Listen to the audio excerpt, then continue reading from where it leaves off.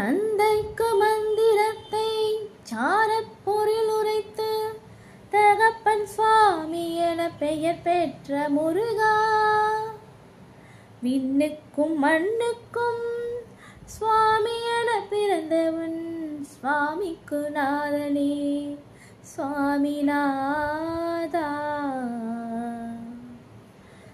சொல்ல சொல்ல இனிக்குதடா முருகா,